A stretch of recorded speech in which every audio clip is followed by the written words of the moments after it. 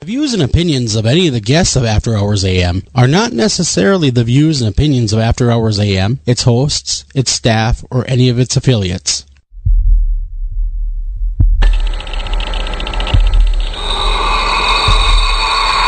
to the After Hours program.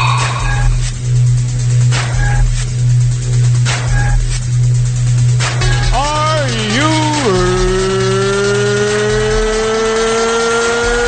ready? It's alive! It's alive! It's alive! Now broadcasting live from the After Hours AM studio, Joel Sturgis and Eric Olsen.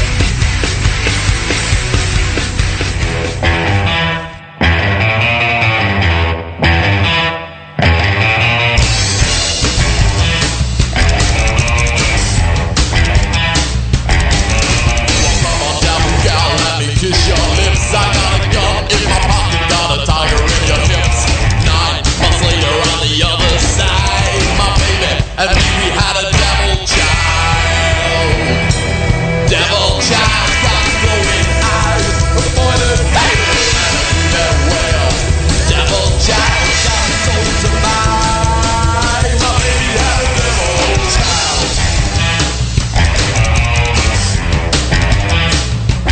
She got horns on her head and a head on fire. Demon seed at night, breed a wish of desire. A dead child of guns, blood, a favorite drink. A child to the devil's card. And good evening, everybody. Welcome to this edition of After Hours AM. I'm your host, Joel Sturgis. Is anybody else there? Yes, you didn't turn my way. Eric Olsen and Dr. Clarissa Cole. Wow, you didn't hear anything. Cool. I could have said anything. I heard nothing. I could have been like, that Eric, he has a rubber butt. And every time he turns around, he goes, putt, putt, putt. So. That would have been about the worst you could have said. Well, that's my 3-year-old's big thing today. You have a rubber butt. You're nuts. You have a rubber butt. Every time you turn around, you go putt, putt, putt. And she laughs for like 10 minutes after that. So anyhow, getting back to the serious business of After Hours AM at hand, better known as the Three Amigos, of course, of true crime. And Erica, I know you've got some news to listeners. I'd like to get to that right off the top, if you wouldn't mind. If you feel like talking about it, I'd love that if you would. Oh, sure. It's all therapeutic. I certainly learned that. I felt that last week. That's for sure when we were discussing it. Yeah. So my dad, who I've been talking about, who was in rather serious decline with the congestive heart failure, and then he ended up getting MRSA via a procedure, and he just couldn't fight it off. As tough as he was, even though he had just overcome pneumonia only a few weeks before that, and he just kept bouncing back, and that's what everyone keeps saying. God, we thought he would bounce back from that, but no, it was just too much. His heart was too weak, and all the organs ended up going, just all, kind of all the stuff you would anticipate, and he did pass away on Saturday. It was very sad. It's really hard. I keep having the waves of sorrow that apparently is the norm. Everyone keeps saying, yep, that's how it goes. You get a wave coming through, and then hopefully it's gone pretty quickly. And other than one super major meltdown, I think it was 2 nights ago, that is how it's worked. It's just been a quick wave. I'm very sad. Something triggers it. And then I'm all right. And often it's in the middle of a phone call. So I'm talking away, then I break down and melt and sound like a blubbering idiot, and then I'm fine again. It's bizarre. So, yes, the service is tomorrow, and we've kind of been gearing up for that. As far as what happened, obviously we did not want that result. That's the bad part. But on the other hand, he was 84. He had an amazing life. We were just commenting amongst ourselves. We've heard it from lots of other people since we put the obituary together. I mean, wow, he did a lot of things, and we figured out he did visit actually more than 100 countries in his life. He did a lot of things, and he went to every Summer Olympics between L.A. and 84 and London. So, I mean, he was Mr. Olympics. He has his tremendous collection that I'm going to kind of curate and try to put together into some sort of exhibit. So there are many things that we have to celebrate, and that's what we're focused on. This was a tremendous guy who touched a lot of people's lives, and you always want it to be longer. 84 isn't 94, and it's not 104, but hey, it is 84. Yeah. And almost all that time, for other than a very brief period, brief periods really just in the last year of his life, he was quite functional. He had an excellent quality of life. He did all kinds of wonderful things. He really helped out with my kids. When my wife and I are super busy and doing our own things, he helped out until really very near the end, basically till he couldn't drive anymore. And that was only the last year or so. And even so, he was always there mentally, and he was himself. So, and last I will say about it, so that we're not belaboring it. When the time came, we're at the absolute ground zero for such things. We were literally in the cardiac ICU of the Cleveland Clinic. That's like the best place in the world he possibly could have been at the time. And when he wasn't in pain, he came to. He had been sedated for the breathing tube. They stopped the sedation. They took out the breathing tube. We were all there, everyone but my son, who is in Finland. You've heard about him many times. He couldn't make it.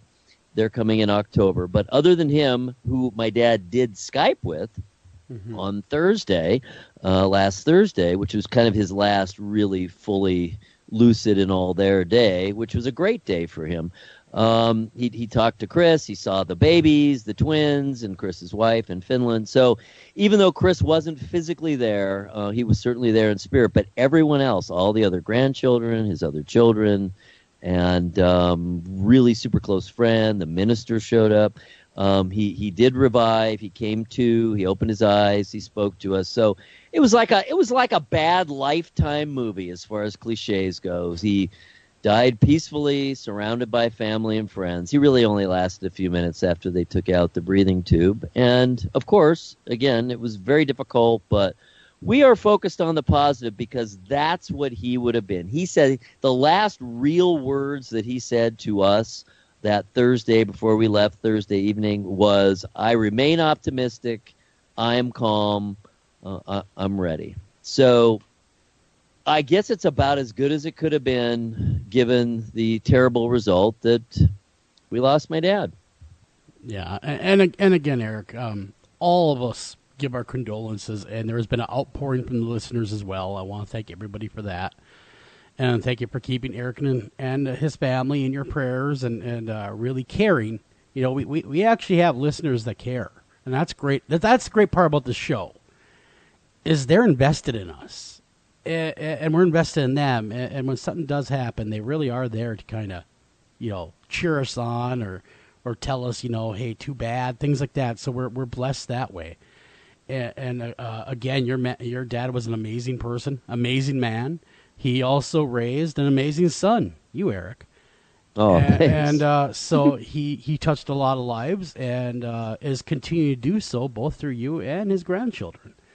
So, and now great-grandchildren. And great-grandchildren. So, again, our deepest condolences. But we will move on from that because, like you said. I made it through that. You did. You did. Without breaking up once. You did. You really did. And man, again, deepest condolences, and we all are here for you, and we will continue to be there for you. So, Thank you. And for those who think it may be a little odd that I'm on this week, it's important to me. I really did. It's therapeutic. I wanted to kind of convey to everyone what had happened since we did talk about what was going on last week, and I agree with Joel. It's really nice to have people out there who do listen and who do care. That is a wonderful thing, and I do appreciate it very, very much. And we are so committed, and we said this last week too, to really making these shows, these Wednesday and Thursday night shows, the best that they can be. And we've both been distracted. We've all been distracted by a lot of things, and I know you guys know how important a job Clarissa has. And, she's got a lot of obligations. I mean, she is the real McCoy, working for the state of California penal system and giving us her time in what would otherwise be spare time. So, we've all had a lot of stuff going on, but we're absolutely committed to making these shows the best they can be, to promote them as best we can, and to really kind of move it to the next level and professionalize. So as part of that, I really wanted to be here. I'm going to do my best to be here tomorrow night as well. It's a little more iffy because we do have the service tomorrow, but it's in the afternoon, so I should be able to make it, and I'll certainly let Joel know in advance about tomorrow night. But I'm very excited about tonight because, man, besides covering all the amazing true crime news that we typically do, both serious and bizarre and hilarious, we have an amazing guest who has put together really quite an outstanding documentary that's been on HBO now for the last couple months called Mommy Dead and Dearest. And she is a really fast-rising young woman. She's just late 20s, filmmaker who has put this thing together, Erin Lee Carr. So we're very excited to talk to her in the second hour. Well, she also did the documentary, The Cannibal Cop, as well. Exactly. And I watched that one today. Has covered that before, that case. So and it was, absolutely, we want to talk about that as well. Yeah, definitely talk about that. And then tomorrow night, of course,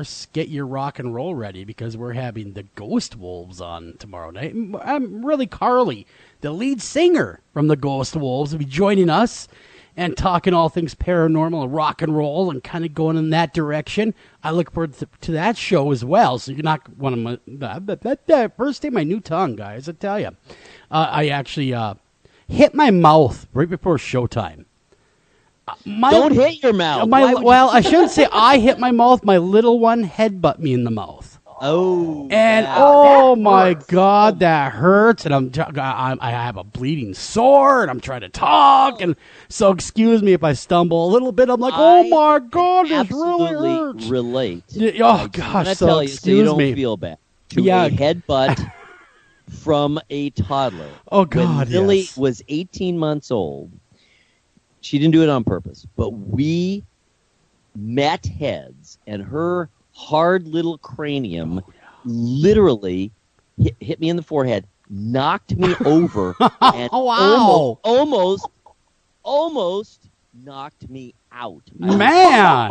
Stars. Oh, I took one right in the mush by James. He's my 1.5-year-old. It was unbelievable. So your head just did that to me. It was like a freight train. It was like LeBron James driving on me. It really does hurt. And it's like, really, you had to pick all times? All times to do this? You pick now when I actually have to go talk for a long period of time? Thanks, kid. I'm going to remember that later on. I'm going to remember this.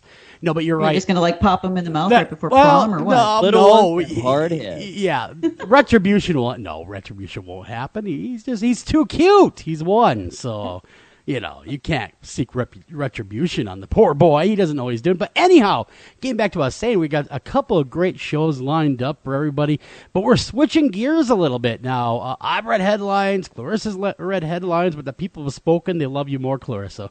We do the headlines. So, and I'd like to make this a point that this first hour will, from here on in, be brought to you by the Criminal Code. If you've never gone to thecriminalcode.com, you are missing a lot of things, guys. You can look at bios. You can look at rundowns of all the serial killers. Get the latest news and actually follow a lot of what she talks about on this show, on the Criminal Code. So definitely check that out. That is your true crime source right there. Forget everybody else and remember thecriminalcode.com. Thank you, Joel. Yes, I try to put. I'm taking requests too. If you want, a profile of somebody that is not yet on the website. That is odd that you were to mention that. I had a request actually, not to throw this right on you, but we had Andrew Phillip, and let me pronounce this. Cunanan. Cunanan. There it is. Versace, yeah. And that was, and evidently there's a 2020 special coming on about this, and they were kind of curious. The listeners were kind of curious your take on, because they're calling him a serial killer. Was he indeed a serial killer? And what do you know about him? I would, from what I remember, I think Cunanan was a spree killer. which is kind of what I remember, and that is more typical of guys, and women who go after a public figure like that. Like Hinckley going after Reagan. Yeah. They might take more than one person out in a short period of time, which people are saying that that's the definition of a serial killer. But a serial killer has to have a definite cooling off period in between, and I don't know if Cunanan did off the top of my head. I know he went after Versace for some very specific reasons. No, I would love to do a profile on him, though. Yeah, no, absolutely. That came across the old Facebook feed, curious about this individual. And I said, I don't know who he is, but I bet you Clarissa would have some insight on what he did. And he was more of a spree killer. They call him a serial killer. I'm just looking up, like Wikipedia is calling him a serial killer, and that is incorrect. It was over a 3-month period. There was no cooling off period in between, so he probably didn't. He's a spree killer, but that's okay. Wikipedia is not infallible. And I don't know that I've actually really done a spree killer. I've done mass murders like Charles Whitman recently, but no, this would be a new one. So yeah. Very, very cool. So look for that write-up to be featured on the Criminal Code. Yeah, I can do it next week. That'd be fun. That write-up, and you can learn more about this person, way more than a 1-hour television special can give you, and really get the doctor's workup on that. And see what you think about this guy and whether or not he's a serial or a spree killer. That is the question. But getting back to what you came for, of course, that's True Crime Headlines, again, brought to you by thecriminalcode.com. Clarissa, you are at the helm. Where do we go? Well, I wanted to start with, more serious, then get into like the more ridiculous after that. But I figured, what is more serious than the Vatican? Oh, not much. Right? A heart attack. True. Oh, God. The hats they wear? I'm not sure. So they're so pointy. They're silly, aren't they? They really are. Are. Silly. It's very Monty Python-esque, I think. Those hats. They're whimsical. They are.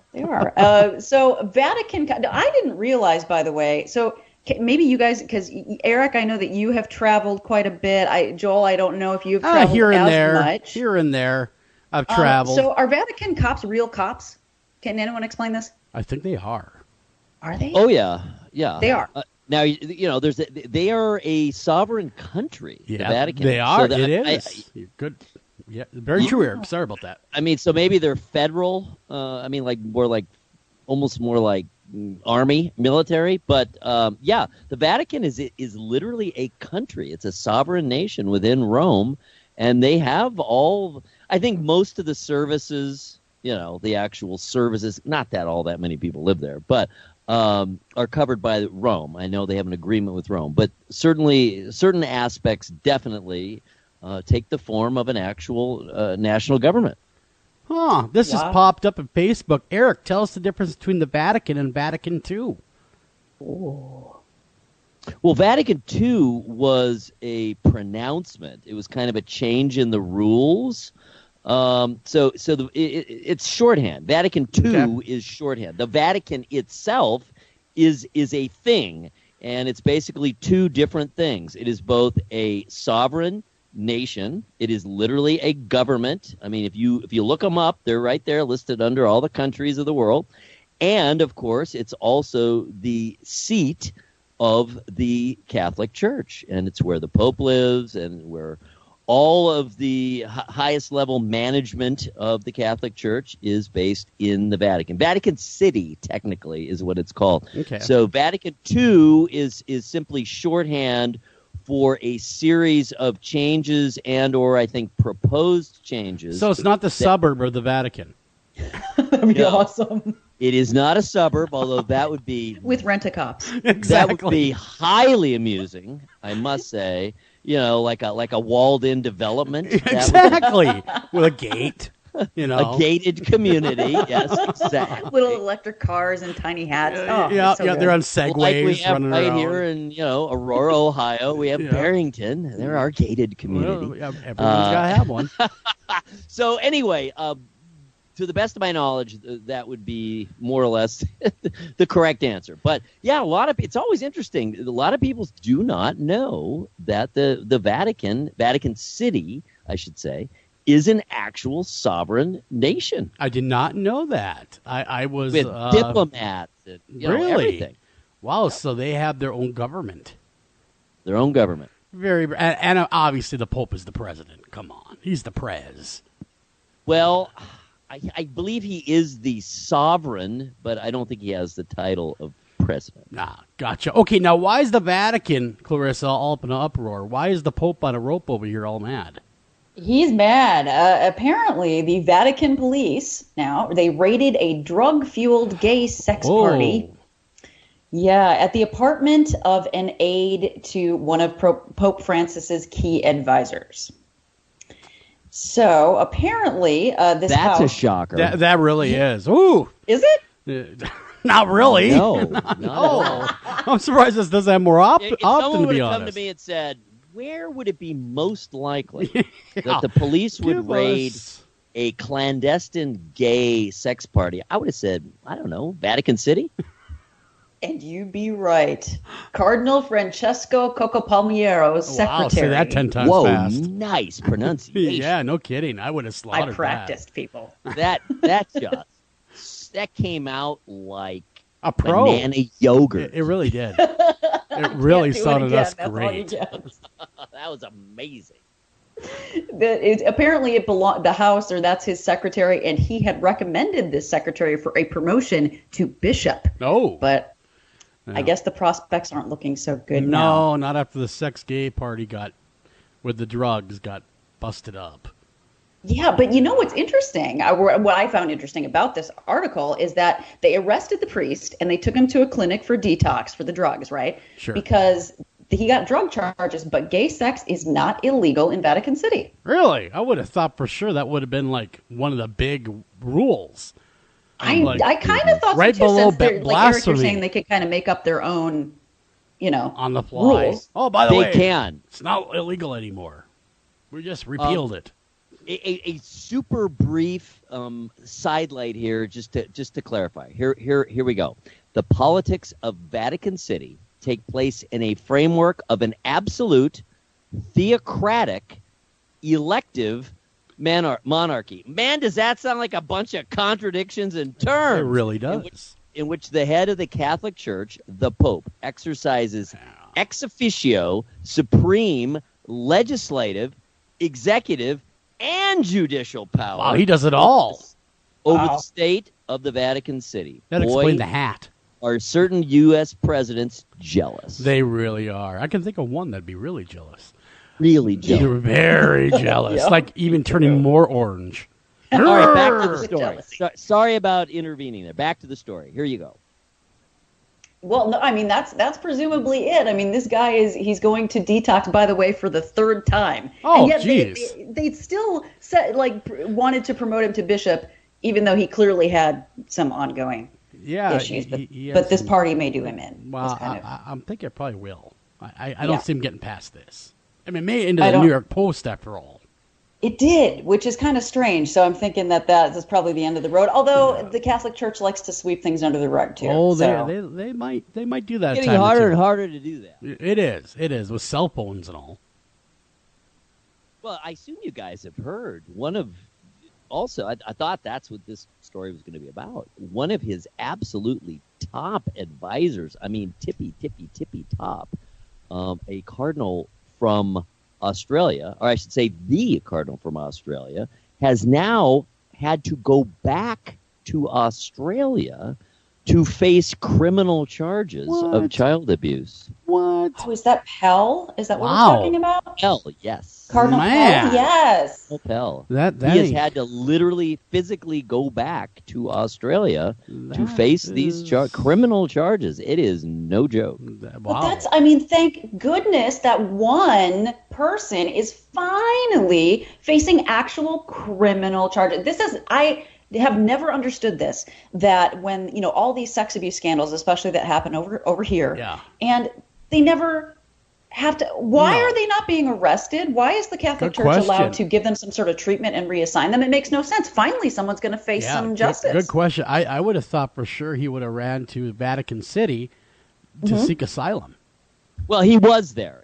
He agreed to be extradited. He was taking sanctuary at the Vatican City, hoping, maybe they won't call me. Well, I don't know that he was necessarily taking sanctuary, though he would have had sanctuary. It was just too prominent. It was too public. Yeah. The church itself just could not withstand harboring him. I mean, let's face it. Well, very true. He agreed to go. He didn't fight it. Let's put it that way. To go to Australia to face these charges. So at least give him credit for that. Exactly. Whatever small modicum of credit is due under the circumstances. Yeah, exactly. Okay, where do we go next, Clarissa? Well, I thought this story was kind of interesting. So now you know how Walmart is, right? Yes. We've multiple times. You know how Walmart. Yeah, we all know how Walmart is. Well, you know what is kind of like Walmart, especially in the middle of the night? What's is that? McDonald's. Oh man, I've been there so many times when I've tied one on. Go get a Big Mac. You really? Oh yeah, I'd be 3 sheets of the weight. I want a couple. I want 2 Big Macs. I thought Taco Bell was. Well, we didn't have a Taco Bell. It is for me. Late night Taco impaired. Well, we didn't have Taco Bell, so it was either that or Hardee's or whatever.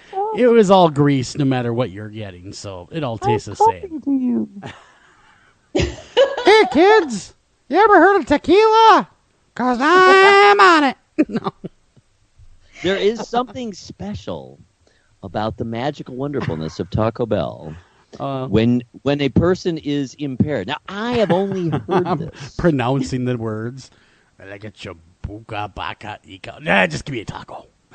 Come to me. I am Taco Bell. It's true. It always helps. It does. And you know what? I'm not going to blame it on anybody else. I'll say that from personal experience. I have gone to Taco Bell when I am impaired. You've been inebriated? You've been drunk? What? Really? Yeah, I might have been a time or two.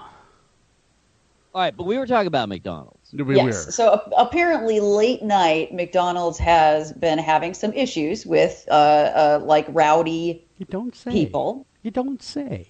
Yeah, usually drunk. Right? Well, so I would assume. Yeah. now they're trying something. The fast food chain is employing something mostly overseas, in Australia and in the UK. They are now playing classical music. Soothe the savage At beast. night. Yes. That's just what they're at trying night, to do. not during the day. Yeah, soothe that savage drunken beast so he won't destroy your store. So is it to do just what Joel said, or is it to drive them away? I know, right? Well, it works either way. I'm not sure, to be honest. Maybe half and half. Well, then. maybe if they can't make them run away, they can at least soothe them so they're docile. Classical Perhaps music so. is supposed to calm people, It and is. Especially if you're a plant. Yeah, well, yes, those plant studies. Apparently, it does work. They said that it encourages more acceptable behavior. I'm going to start blasting Mozart in my house. That way my little heathen children will start listening to me. I think, honestly, it's slightly even more, it's more subtle than that. In other words, I believe within classical music, as within any musical genre, there are certain kinds that work better than others as far as subduing people. That's why, for example, when you hear classical music in a soothing environment like an elevator or an office or whatever, it's not the big, large, bombastic anthems. It's not haranguing opera. It's soothing, low-key classical music. It's not Flight of the Bumblebee or anything going on. Yeah. No, it is not, and it's not Flight of the Valkyries or whatever. Which would be awesome. Yeah. It's not Wagner. It's the low key nocturnal tunes. Man, maybe I should start playing that as bumper music on the show. It would be soothing. A little soothing music in between, especially an ultra scary episode where we're talking about demons straight from hell. Throw a little Bach on. So let's, for example, and I know we don't want to beat this one either, but for example, one of the sources of classical music that many people not particularly familiar with classical music do have in their minds is the Disney movie Fantasia. That is right? true. Ah, yes. Yes, That of course. soundtrack. I mean, almost everyone has seen that, even if you're not a big classical music fan. So think about the different segments within that. So Night on Bald Mountain, by the end of The Sorcerer and the Apprentice, I mean, it's whipped into a frenzy. It's feverish. Or The Rite of Spring, Stravinsky's. So those are like really kind of clangy, loud, blood boiling in a positive way music. So you wouldn't use that. But there are other pieces in there that are very calm, very soothing, very low key, and those are the ones that you would use. Oh, well, so very interesting. But we got to go to break, and I guarantee there is no classical music in the break. So, we come back, more headlines brought to you by the Criminal Code. Don't go anywhere. Be right back right after this.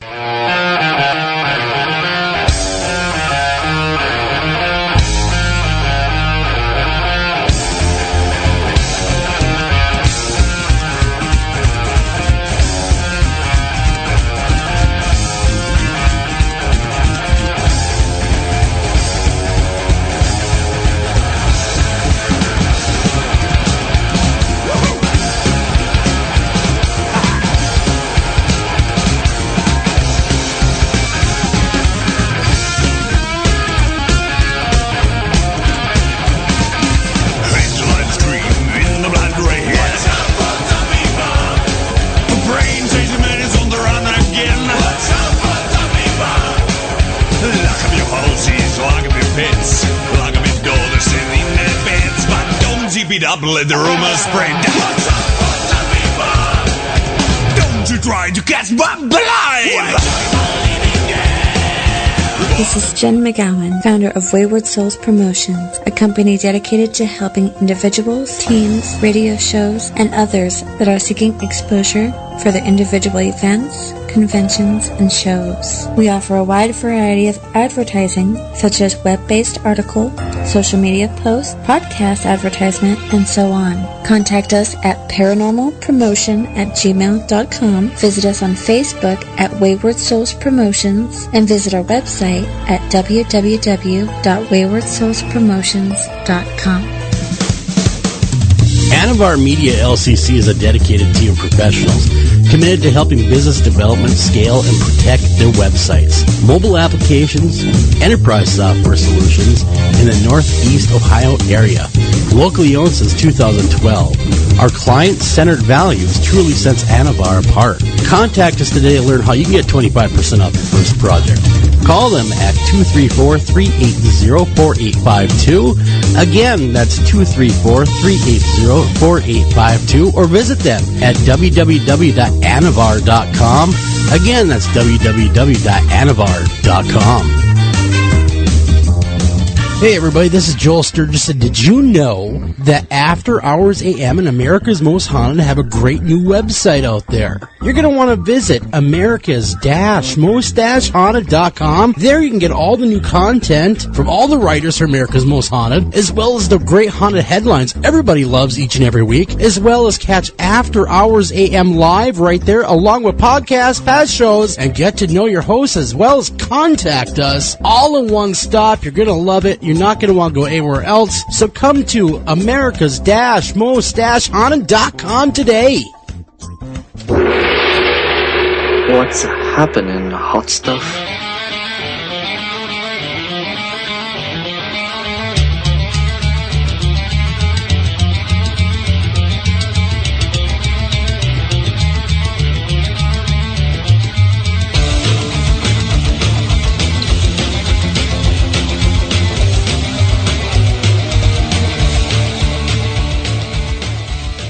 And welcome back to After Hours AM, the Criminal Code. And this next half an hour of true crime headlines is brought to you again by the Criminal Code. And of course, for all your true crime needs, stop on over to thecriminalcode.com. It is now 10% duct tape free, so you don't have to worry about that. No one will kidnap you there. And with us this evening are me, Eric Olsen. That's right. And Dr. Clarissa Cole. There we go. And I am, of course, Joel Sturgis.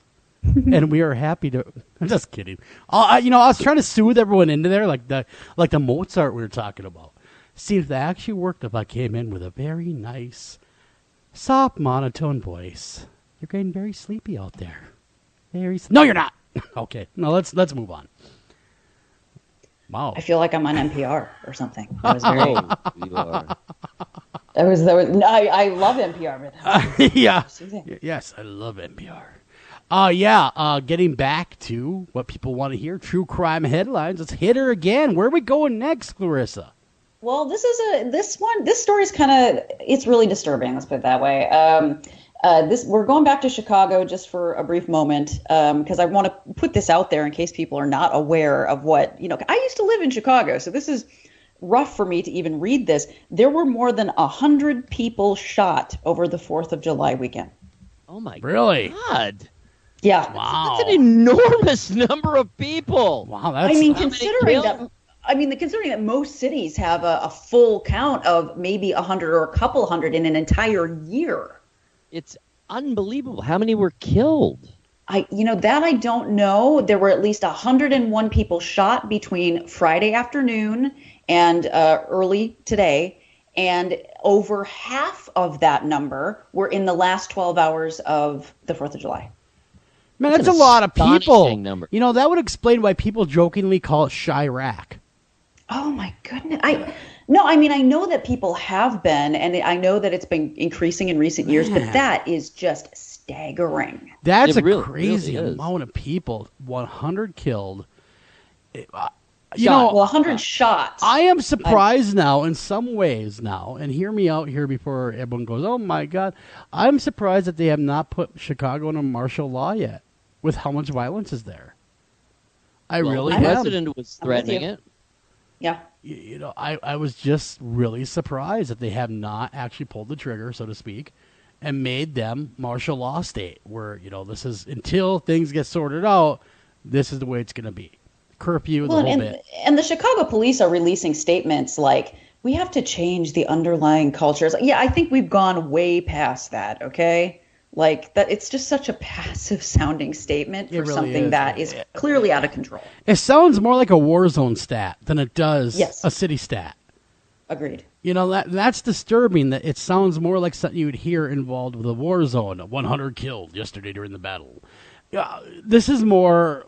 This should not be happening in a city, a once great city. And I know a lot of people love Chicago, and Chicago is a great city. I love it myself. I love the Natural History Museum. I love places in Chicago, but that doesn't stop the violence because it's mainly happening now. And I'm going to go out there. It seems to be, unless I'm completely wrong, the African American community seems to be hardest hit by this violence in Chicago. Yeah, it's mostly on the south and west side. I was gonna say south side Chicago has notoriously always been.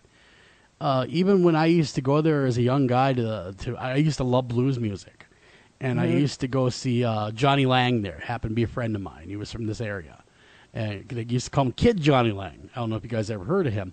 But I'd go see him, and he'd go play at these clubs in south side of Chicago, like the Blues Factory and stuff like that. Wow, it was a really, really touch-and-go place to be. It was just the violence that you could hear gunshots outside while they're playing. It was really a surreal time. That's why I haven't never gone back to the south side of Chicago. It only takes a couple of gunshots to make you go, oh, wait a minute, maybe this is not the place I should be.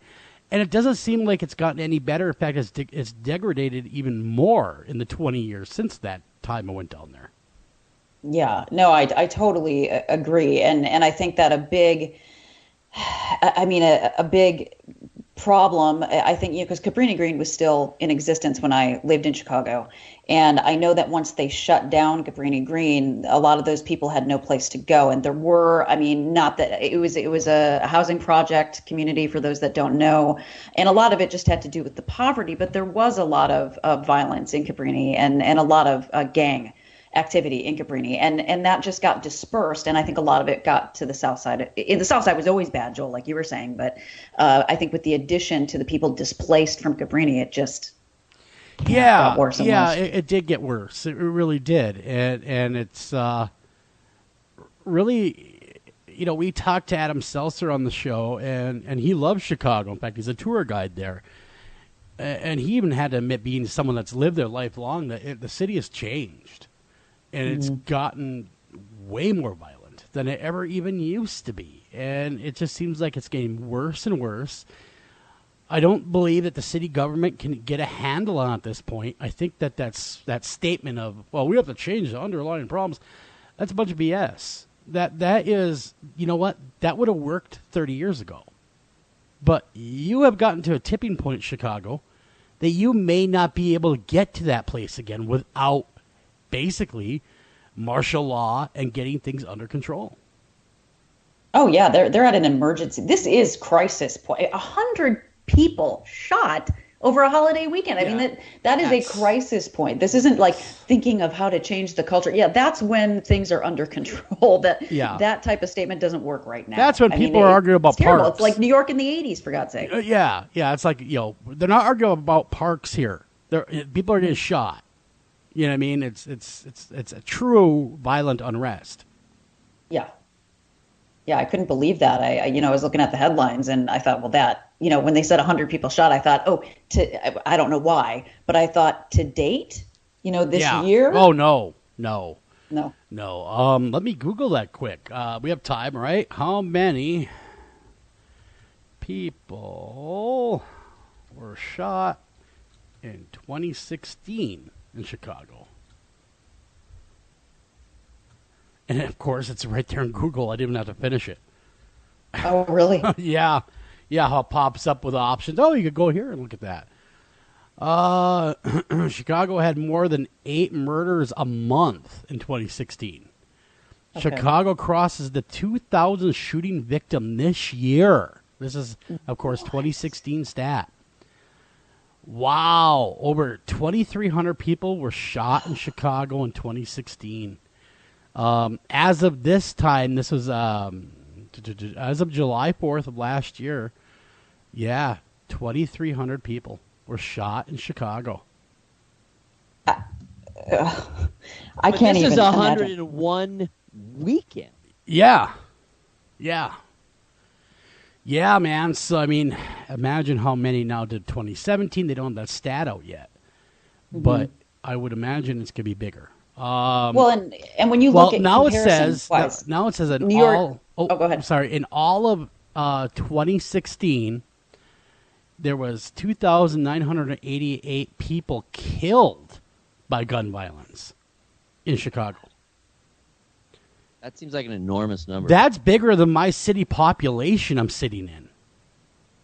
And New York City last year? New York City, okay, a huge the jungle, the concrete jungle, first crime, 990. Jeez. Oh, man. Well, I ain't going to Chicago to vacation, tell you that much.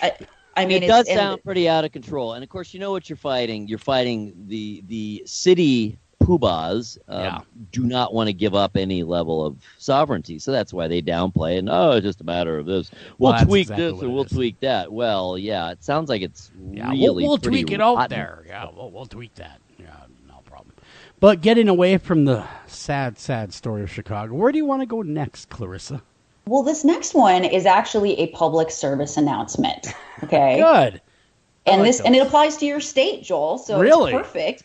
Yeah, because if somebody is listening in your state, they will. Okay. So it's Suburban Minneapolis Police Department. All right.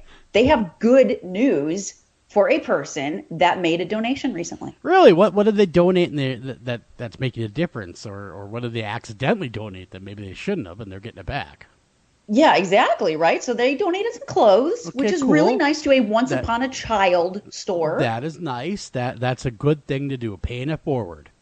Exactly. But apparently, one of the clothing items also had 111 grams of marijuana in it. Oh, holy crap. Wow. That's a lot of pot. That's hilarious. So somebody, let me get it straight, some mental giant here in my fair state of Minnesota decided that they were going to donate some children's clothes to Once Upon a Child. And then, of course, they accidentally donated as well 111 grams of marijuana along with the clothes. Okay, then. Now, the police, I would imagine, are trying to bring the two back together. They are, and they put this is a great thing that they put out there on social media. They said, the police, if you accidentally donated 111 grams of marijuana along with your clothing earlier to a local store, please come into the police department so we can reunite you. We know you spent a lot of time dividing them into these perfectly measured baggies and must be missing them. Oh, reunited and feels so good. Yeah. Reunited. Why was it in children's clothing? Exactly. That's number 2 question. I have no idea, honestly. I mean, who would think to look there? Did somebody like bag it all up all perfectly, and then they're like, hey, the in-laws are coming for dinner. Quick, hide it. And hide it. Hide in the kids' clothes. I'll never look there. in the donation box. Yeah, right there. I'll remember to pull that stuff out. Don't worry. Then it gets donated. Where'd it go? Oh, crap. Oh. That would be hilarious now if someone stepped forward. That was my Nobody has yet. I can't imagine. Yeah, I can't imagine why they wouldn't step forward. Maybe they're hanging out in Vatican City. Maybe they're seeking sanctuary there. Going, help us. They got the stash. Bizarre. Yeah, that is very bizarre. bizarre. I love the pot in the kids' clothes stories when they come along. That's every week. Every week, that's right. But it didn't happen in Florida, so, just saying. I do have a story from Florida. You do? No, okay. you don't. I do. And by the way, Clarissa, you're rather glib with that. The in-laws are coming over line. Is that something you've run into before? No, I haven't. Just it's the scenario again, that popped into my head. Off the tongue like banana yogurt. I know. Listen to her. I do have a Florida one. I like that. Okay. Whip it on us here. Tell us all about the Florida mayhem. Okay, well, in Oskaloosa County, the sheriff's office, they got somebody came in to report that their iPhone was stolen. Okay, and iPhones they're freaking expensive. Yeah, they're like people. $600. Oh my goodness, they're that's not cheap. Okay, that's a lot. That's a lot of money. That's a lot of dough right there. It's a lot of money. It is. So they had their iPhone stolen, and what do I do? I want to get my iPhone back. And generally, when that happens, you do not get your phone back. Generally not. The sheriff's office was thinking. They were thinking, and they thought, you know what? Let's call that phone, and not just call that phone. Let's make a FaceTime call to that phone. No way. Whoa, good thinking. And the guy picked up? Yes, he did. What?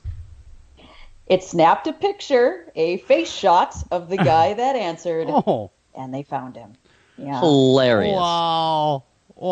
And another criminal mastermind. Yeah, that was pretty...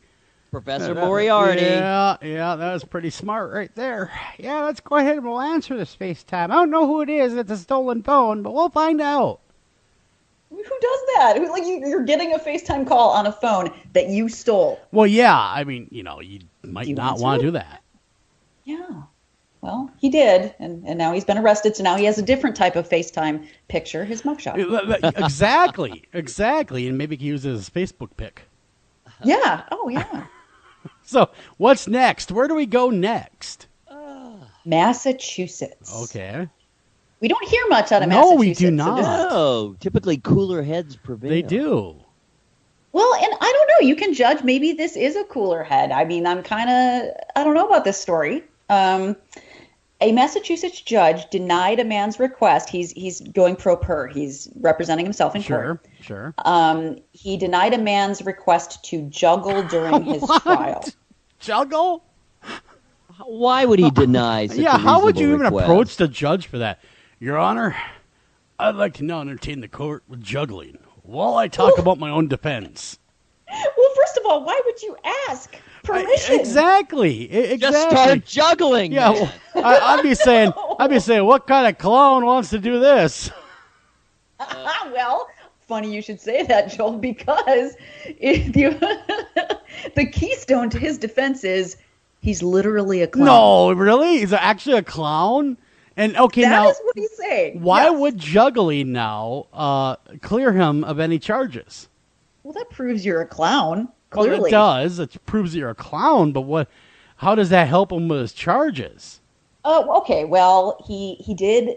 Apparently, he's accused of trying to rob a convenience store, but it was with a toy gun. And he is saying that it was just a misunderstanding. Well, he was juggling toy guns. He that probably was the problem. I want to move to chainsaws next. Here, I'm going to start with the guns and then the chainsaws, and then we will stop at the fire. Yeah. I could just imagine that. Watch this, Honor. Look at me juggle. I couldn't possibly do this. Why did he want to juggle? Yeah, exactly. To prove that he's a clown. And that it was a misunderstanding. Oh, that the robbery was a robbery was a joke. Ha ha! Yes. I'm a clown. Got it now. Okay. That didn't sink in right away. And by the way, if we could get off of criminal charges just by saying, that was just a joke. That's a joke. Come on, relax. Note to Mr. Melendez that's not going to work. Munchausen by proxy, just a joke. That's all that is. Big joke. I wasn't trying to kill her. No, relax. You're taking this too seriously. Why so serious? Oh, God. The best clown ever. Exactly. We got time for a couple more if you'd like to. Okay. Well, let's see. I've got one more from Florida. Florida's always awesome. Yes, it is. It is a well so good. That keeps giving. That Florida. I love you and your alligators. So this story says that most people hate their mugshots even more than the picture on their driver's license, but a Florida man found a wanted poster with his picture on it, pleasing enough to put on Facebook. So this guy finds a wanted poster of himself, okay? And his mastermind decides, I got a great idea. This would make a great Facebook picture.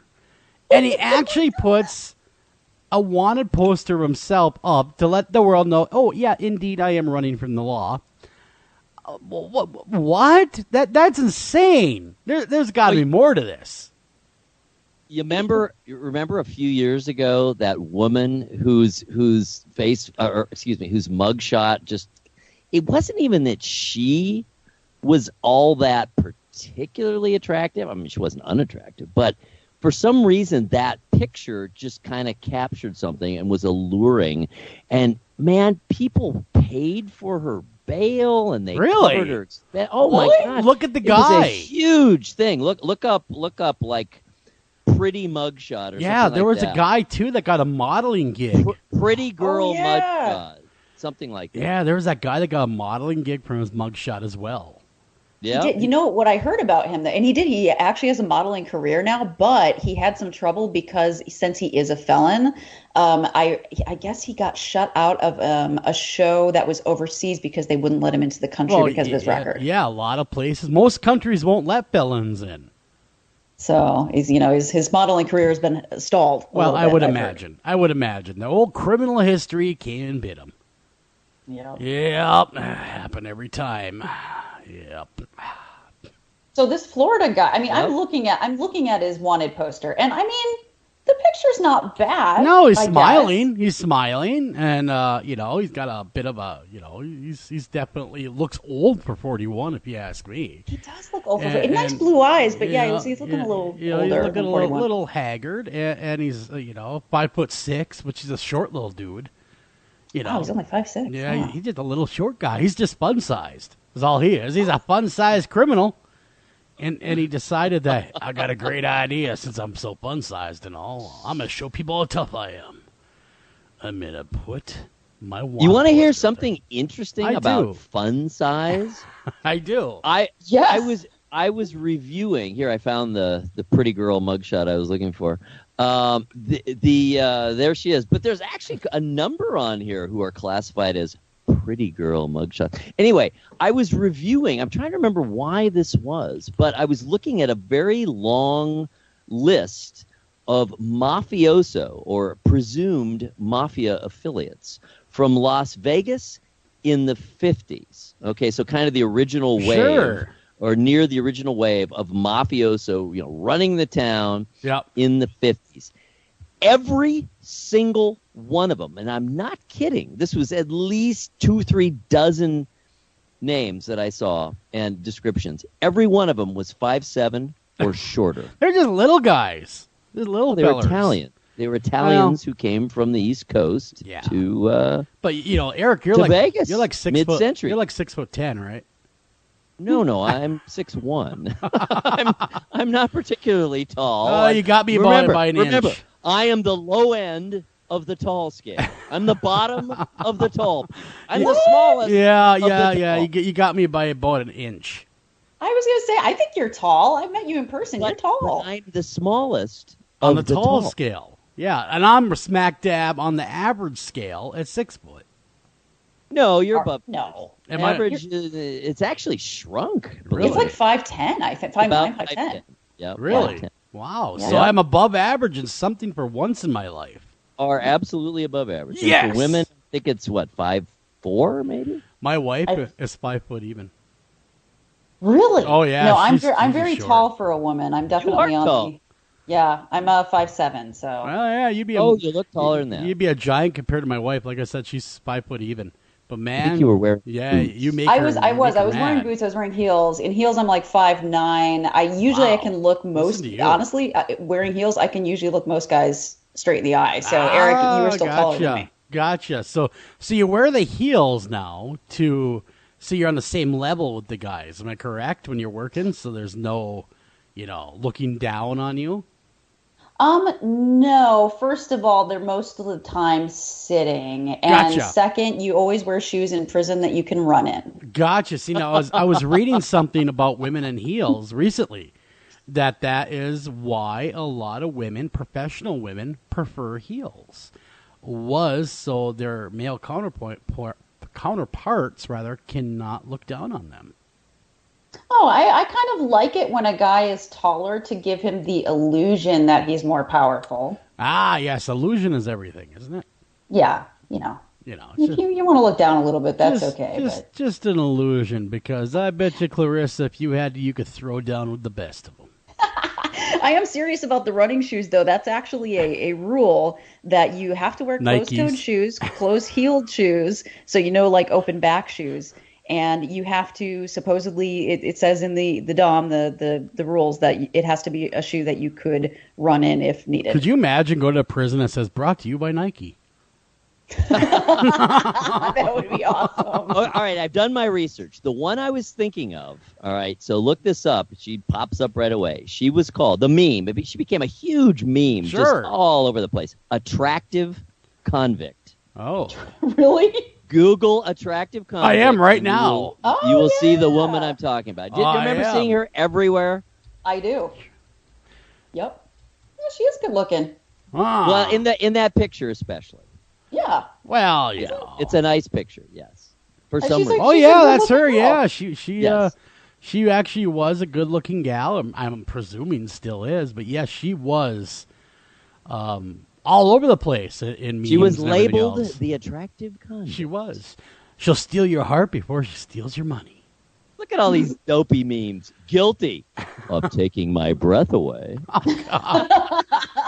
Arrested for breaking and entering your heart. Oh, God, this is the worst one ever, though. Every guy in her cell block is a hardened criminal. Oh! That's the worst that I saw. Aye. Okay. Well, anyway, there you go. Attractive convict. See, my brain often heads off into strange, dark corners. Mine does as well, but that's when I find the cobwebs. Oh, I haven't been here in a while. So, that brings us to the top of the hour. Yeah, we are just about ready to bring Erin Lee Carr in, of course. She is the maker of the documentary film, Mommy Dearest, and that will be the top of the hour. But before we go, we have to mention again that this was brought to you by thecriminalcode.com, and I really mean it, guys.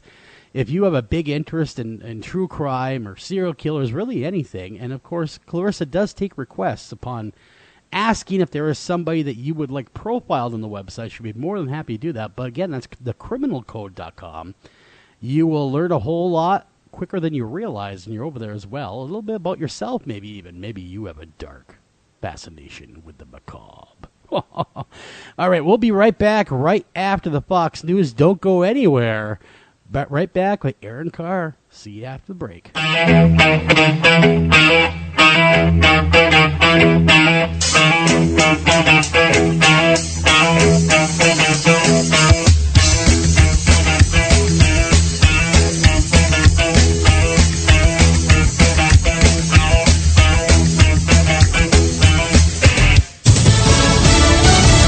A warning to North Korea and China. I'm Chris Foster, Fox News. It comes from United Nations Ambassador Nikki Haley at an emergency meeting about North Korea's latest missile test. Fox's Gernal Scott's live in New York. Chris, Ambassador Haley told UN Security Council members that North Korea's launch needs a decisive response. Time is short. Action is required. Haley says North Korea makes the world a more dangerous place and cited its treatment of Otto Warmbier, who was held captive and returned to the U.S. in a coma before his death, as an example of its true nature. Haley says a strong UN response must not target just North Korea. We will look at any country that chooses to do business with this outlaw regime. Haley says that includes China, which openly trades with North Korea, Chris. Well, thanks. President Trump's about to land in Poland on his second foreign trip in office. Live in Warsaw, here's Fox's Simon Owen. Chris, when President Trump slammed NATO members earlier this year for not spending enough on defence, one of the few countries he wasn't pointing the finger at was Poland. This country, next door to Russia and concerned about Russian aggression, is one of only 5 NATO members meeting a target to spend 2% of GDP on defence. Poland's government is roughly on the same wavelength as the president. It's more conservative than many European administrations. The president likely to receive a warm welcome. Chris? Simon Owen, live in Warsaw, Poland. Thanks. If you count up until this morning, more than 100 people were shot over the long holiday weekend in Chicago. Police carried out a series of gang raids. Chicago police did it by selecting their targets primarily on the east and west sides of the city. All told, cops made 58 arrests, confiscated 7 guns, and turned up 500 grams of heroin and crack cocaine. The vast majority of those swept up in the raids are being hit with felonies. Nakari Turner, Fox News. Fair and balanced. Council. At the closing bell on Wall Street, the Dow pretty much flat, down about a point. The S&P up 3 today, the NASDAQ up 40. True Religion Apparel files for bankruptcy. The company's jeans were more popular about a decade ago. Some firefighters are racing from one wildfire to another as more and more pop up throughout the West. The Southwest, mainly Arizona, is the most active area for fires right now, and the nation's number one firefighting priority is called the Burrow Fire. It's east of Tucson. Homes are threatened there.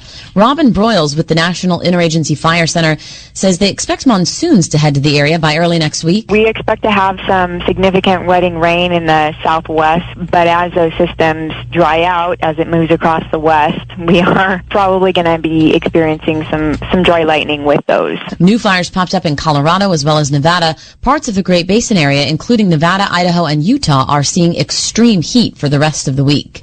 Jessica Rosenthal, Fox News. Happy birthday to the world's most famous meat in a can. If you think spam is just junk email, you're missing out. You don't say ham, you say spam. There have been commercials for decades for the meat in a can, but this is Spam's most memorable moment. The Monty Python skit featuring Spam, the meat that became famous helping feed soldiers in World War II. It's now 80 years old, introduced July 5th, 1937. I don't like Spam! But many do. More than 7 billion cans sold. Don't make a fuss, dear. I'll have your Spam. I love it. He should go to Hawaii, where per person they consume the most Spam in the U.S. Even have an annual Spam Jam Festival. Dave Anthony, Fox News. Venus Williams makes it into the third round of the Wimbledon tennis tournament in England. So is the defending men's champ Andy Murray. Two-time champ Petra Kvitova is knocked out, though. She's working her way back from being cut by an intruder at her home last year. I'm Chris Foster, Fox News Radio.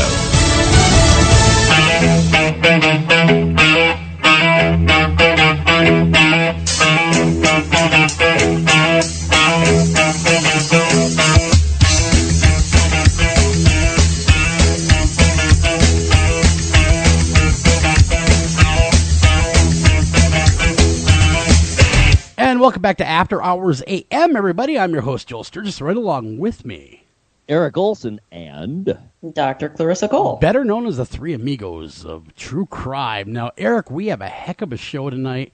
Not only a great show, but a thought-provoking show. And those I always love when it does both, entertains and informs, all at the same time. And so why don't you go ahead and introduce our guest tonight, and we'll learn more about, well, Munchausen's. And, of course, Dr. Cole, she will be invaluable during that discussion because she can really go deep on that and explain even more. Because she knows stuff. She does. She is the smartest forensic psychologist I've ever met. Well, might be the only one I've ever met, but she is the smartest one I've ever met, and she is definitely an asset to the show. So without any further ado, Mr. Olsen. All right. In Mommy Dead and Dearest, provocative documentarian Erin Lee Carr explores an intimate crime in the age of social media. Things are not always as they appear, especially in the case of Dee Dee and Gypsy Rose.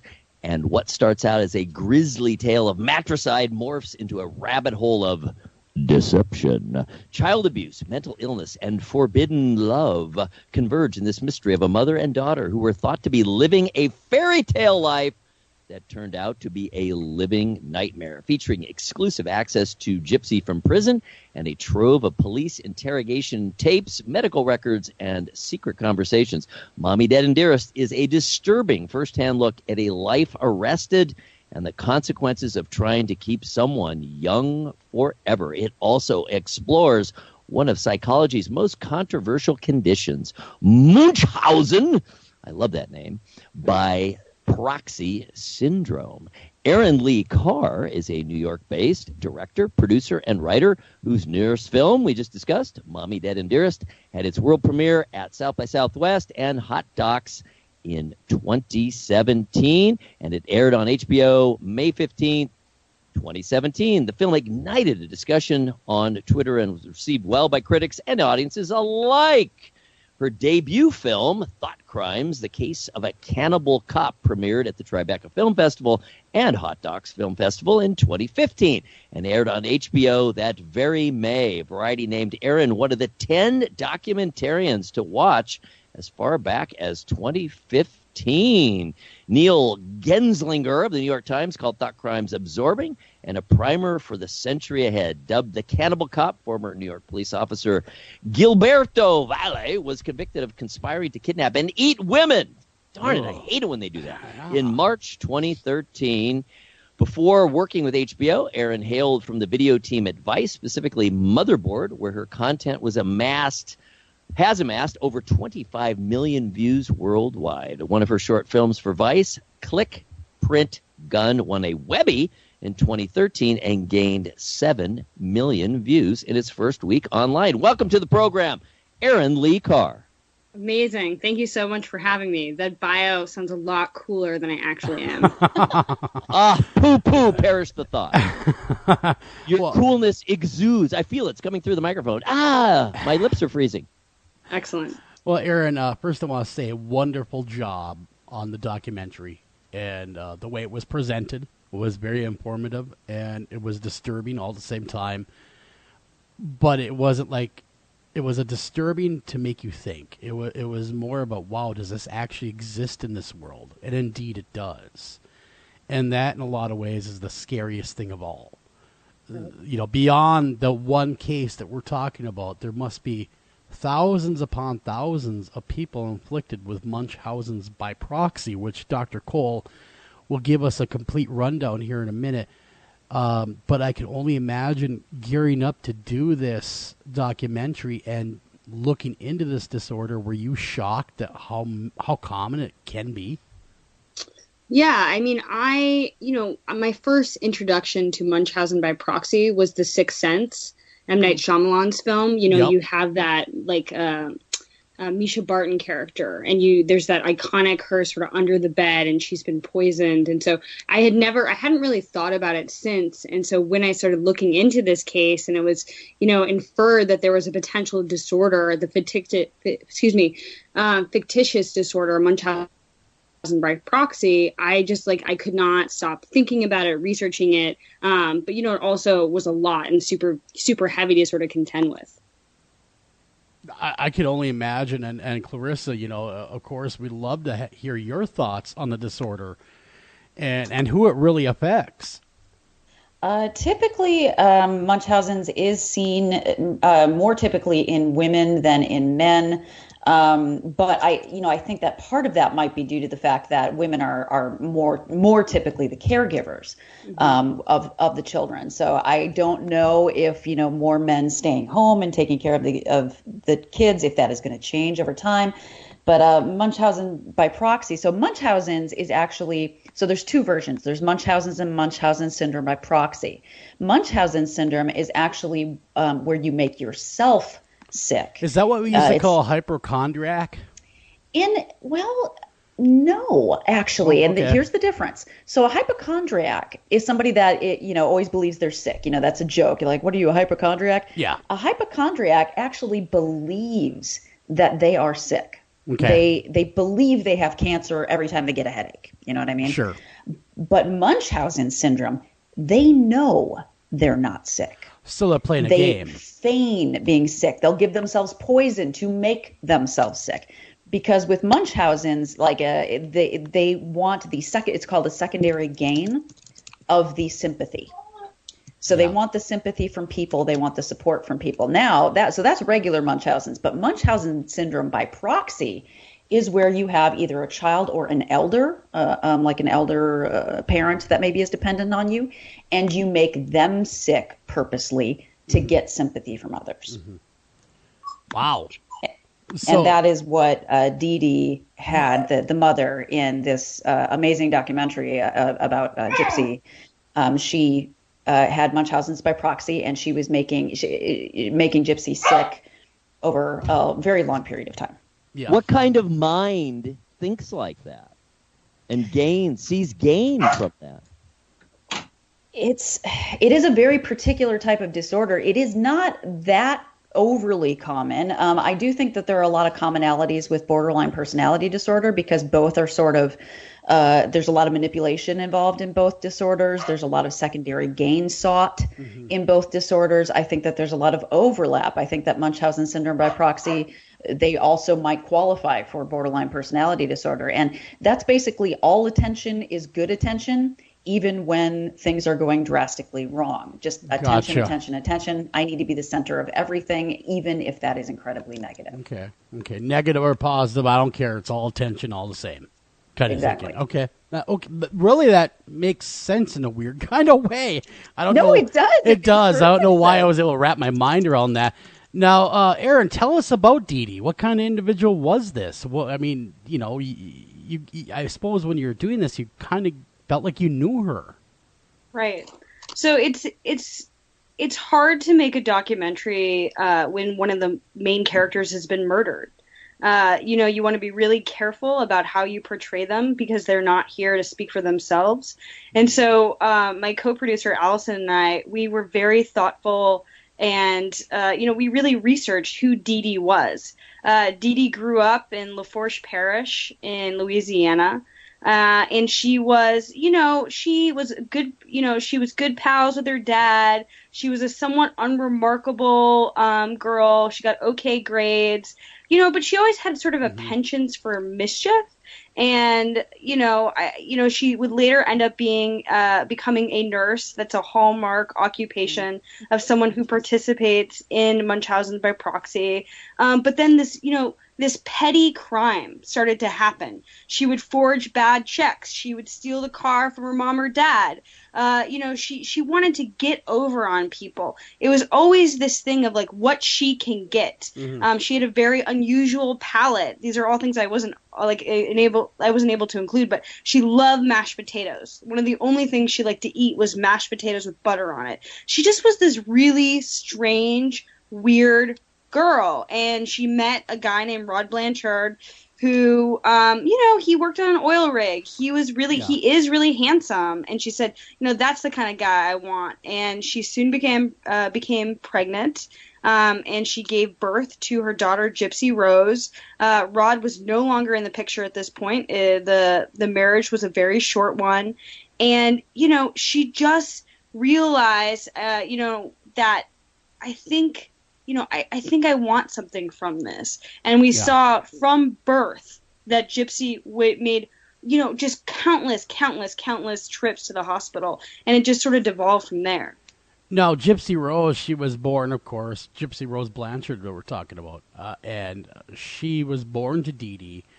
Did she almost immediately try to make her ill, like almost from birth, or was this something, a light bulb that went on, in your opinion, of course, a light bulb that went on over her head going, wait a minute now, if I play a sick card, we can get a whole lot of stuff?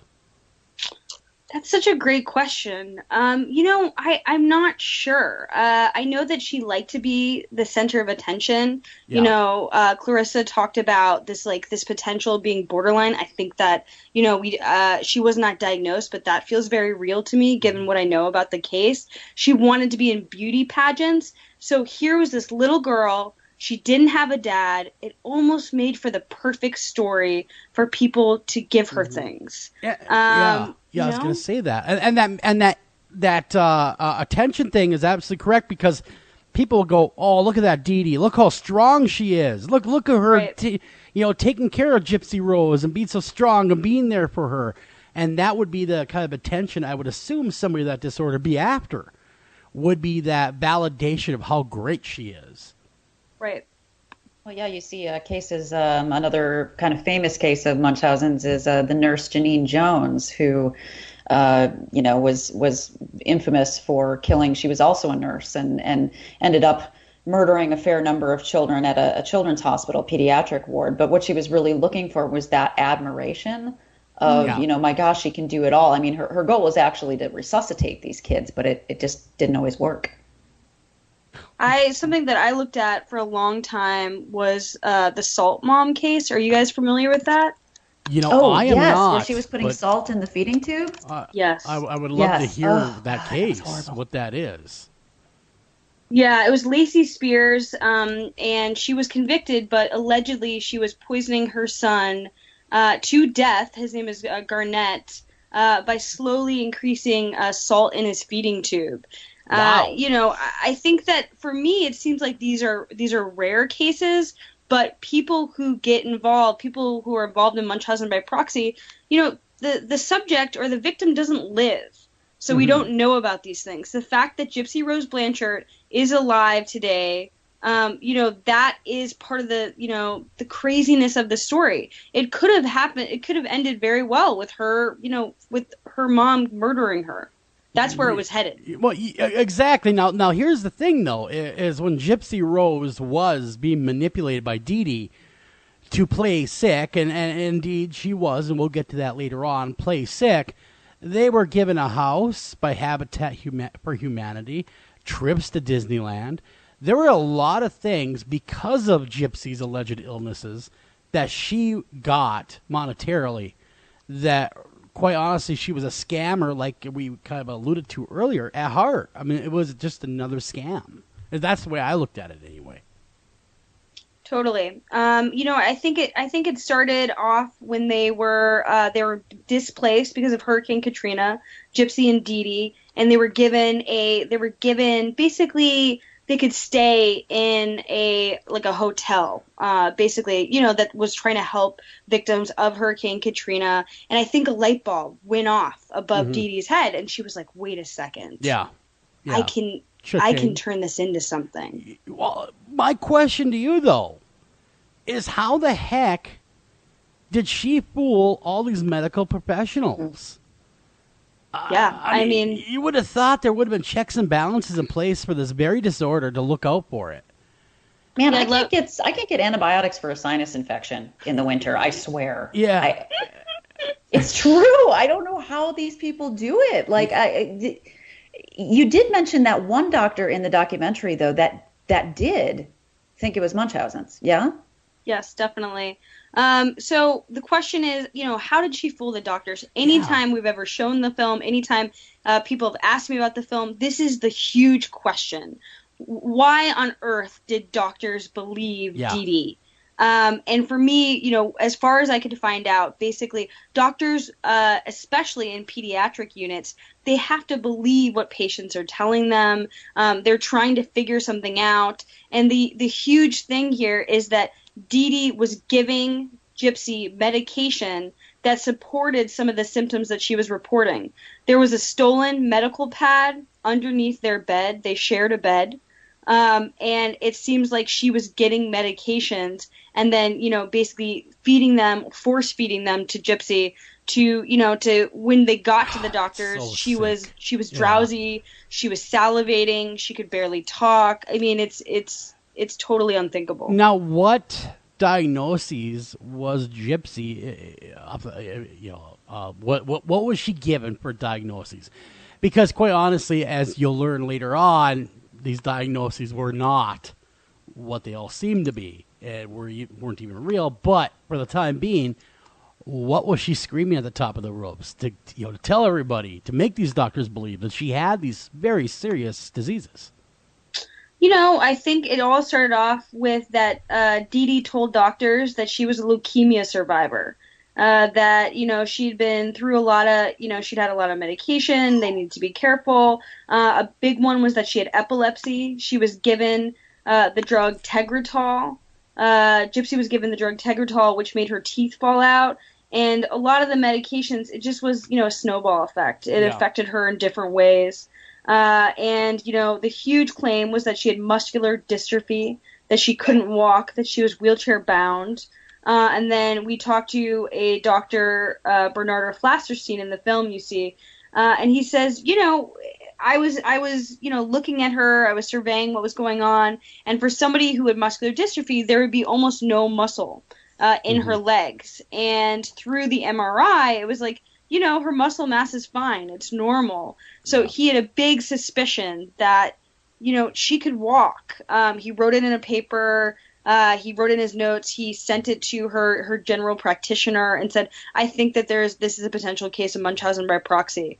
Nothing was done with that memo. Did she run away from doctors if they did kind of get clue to what she's doing?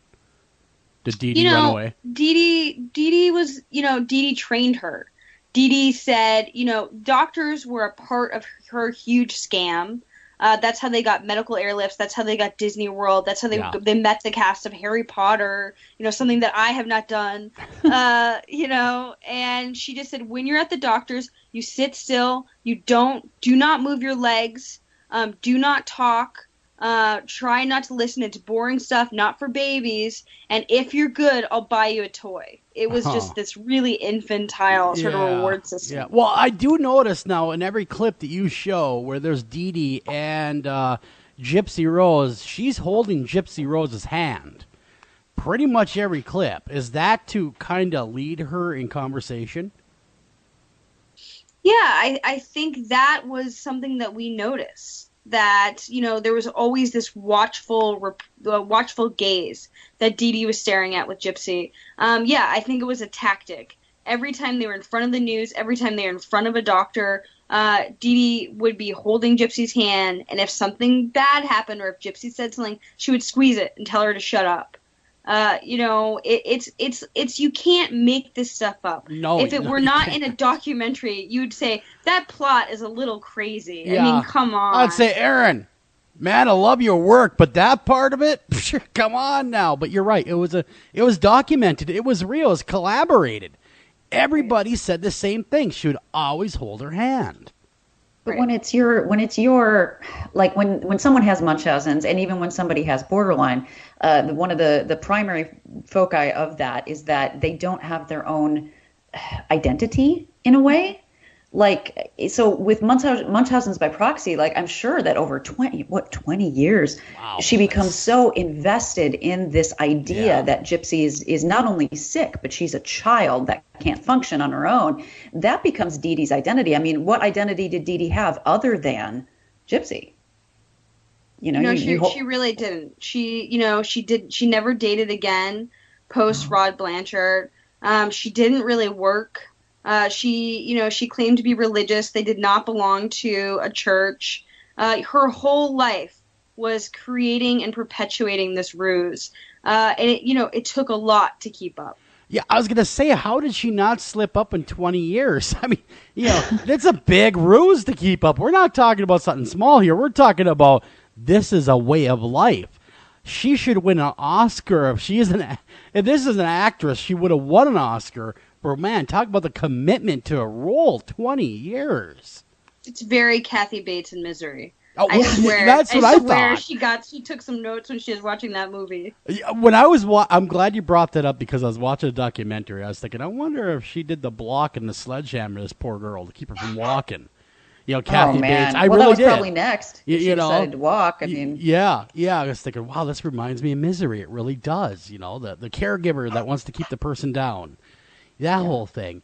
And of course, now this is something that was in the documentary, and it actually shocked me. And reading the reports on this, her own family allegedly, I'm not sure if this is true or not, flushed Dee Dee's ashes down the toilet. Is that factual, or was that just something that they were joking about, that they despised her that much? I was sitting there in that blue room, and at first the parents didn't want to talk to us, and it was Christy and Rod. That's Gypsy's stepmom and Gypsy's dad, who said, we trust these people. We've been working with these people. Will you consider talking to them? And then flash forward, I'm sitting in that room. I have to fly out in a couple hours with all my gear, and they're just like, yeah. And then we said we had to flush her ashes down the toilet. I'm not going to do the accent. I tried. It was terrible. I was literally, I had no idea what to react. Should I laugh? Should I cry? Like, they were laughing, but I didn't know if it was appropriate for me to laugh. So I was like, where are the ashes? And they were just like, they're gone. Well, to be honest with you, I had to rewind that a couple times to make sure I heard that correctly out of their mouths. But, man, Eric, what do you think, man? I mean, you've been around. You've seen some strange things. What do you think? I've been around. I've seen some strange things. I think this woman was, like you just said, Joel, number one, a remarkable actress. Mm-hmm. She probably, on some level, was able to also fool herself. So I do think that she was, a liar on that level. The best liars, the best actors, are able to convince themselves and actually literally are playing a role. I think at some point maybe she ceased to be an actual functioning human being with an actual life and a place in this world and became kind of like a self-parody, became a caricature, became a persona rather than a person. And everything was based on this child and keeping this child as young as possible, as feeble as possible, and pretty classic as far as the syndrome. She was then able to bask in the light of this poor little girl, sweet little girl, who the public loved, and she was the doting, loving mother. And I imagine at some point she decided, this is the best my life can be. This is the best I'm going to get out of it. I'm not sure how, other than the fact that everyone says how evil she was, after the fact anyway, that it never occurred to her, okay, I'm getting all this out of this, but I am literally killing, or in the process of killing, my child, this person who supposedly I care so much about and the world cares so much about. I don't know what she would have done after killing off the child. Would she have been able to continue to bask in the light? Certainly not if she'd been found out. Maybe push was starting to come to shove, and that was a subtext of why Gypsy took action when she did. Yeah. So those are my initial thoughts. It's so bizarre. It's so strange. Everyone, you can see it. I mean, just human nature. Everyone has a little bit of this tendency in them where they enjoy being thought of as this great caregiver. I mean, everyone does. Of course they do. You're a wonderful Some parent. more than others. Exactly. I was going to say, But this is so far, into this area where nothing else in life matters anymore. So very disturbing. Anyone out there, if you suspect a case like this, don't jump to conclusions, but don't keep your mouth shut either. Yeah. Let people know this is something that needs to come to light, because even if it's rare, the fact that it exists at all is so disturbing, it's so unfair to the children. We got to try. Help the children not just that, not just regular people, but if you are a care provider in some way, like if you are a doctor, I am a doctor. We're also worried these days about HIPAA. At least most doctors are. I mean, isn't that like the first thing they give you when you walk into a doctor's office now? Is the HIPAA disclosure form. We're also worried about that. But when a child's safety and well-being is on the line, if you suspect that that's the case, make a report to Child Services. Exactly. And I will give the number. Is your duty. Yeah. And this is a national number, folks. If you do suspect somebody is abusing their child or is Munchausen syndrome, 1-800-422-4453. Again, 1-800-422-4453. That is a national hotline for child abuse. If you believe that someone is abusing their child, call that number.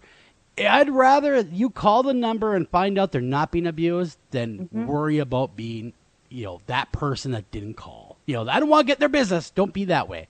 Call. Because you truly, always call. We are truly, always call. We are all truly the children's voice. So keep that in mind. If you do see it or witness it, definitely give that number a call. We got to run to break, everyone. Bottom of the hour, man. This hour is just flying by. We come back. We're going to talk a little bit more, of course, or a lot more about this movie with Erin Lee Carr, and we're going to find out exactly who Gypsy Rose was. Was she exactly sick? Who was she, and what did she do? Be right back right after this.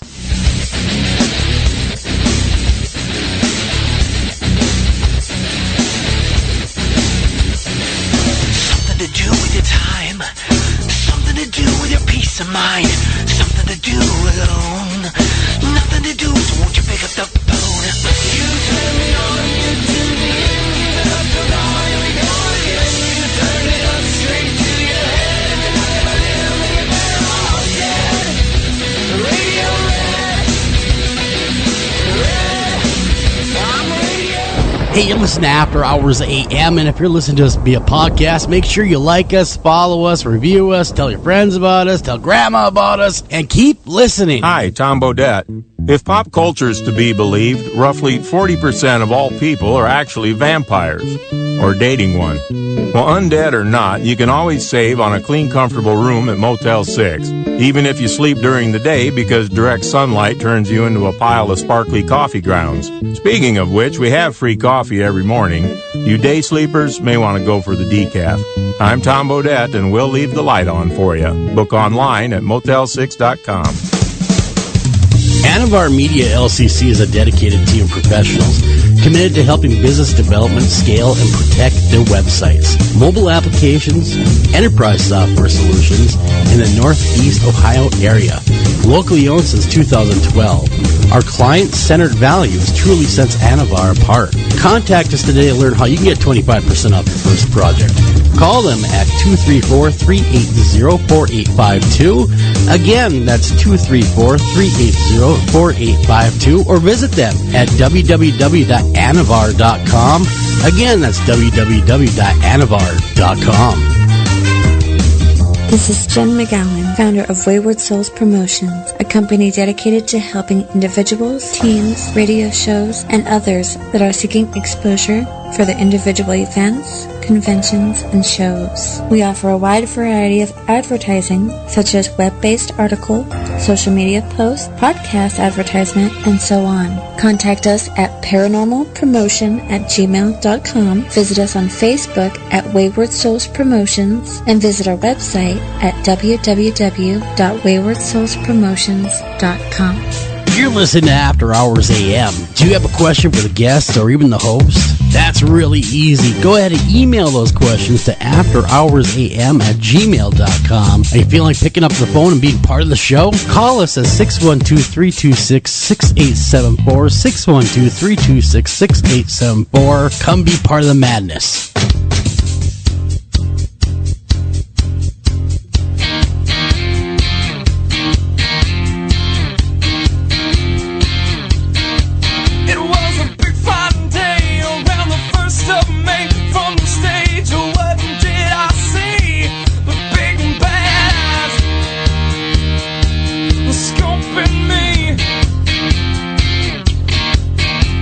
That was just the start, baby. Oh, you know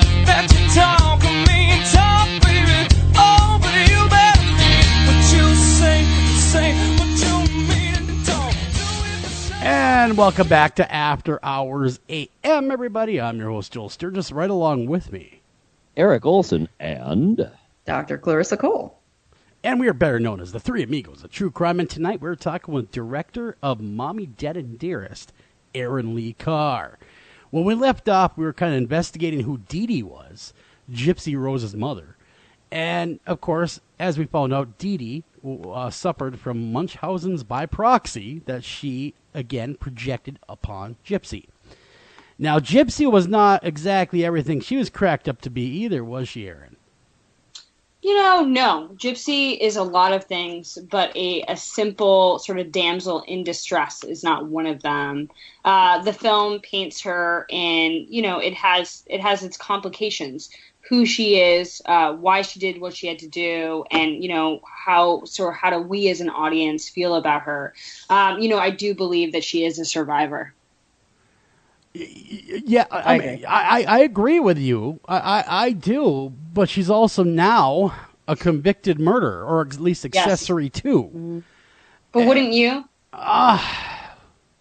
First 10 minutes of the film, no. I was already saying yes. I'm sorry. I want to say you got me there. I mean, did I feel that she had some right to exact revenge upon Dee Dee? Yes, I did.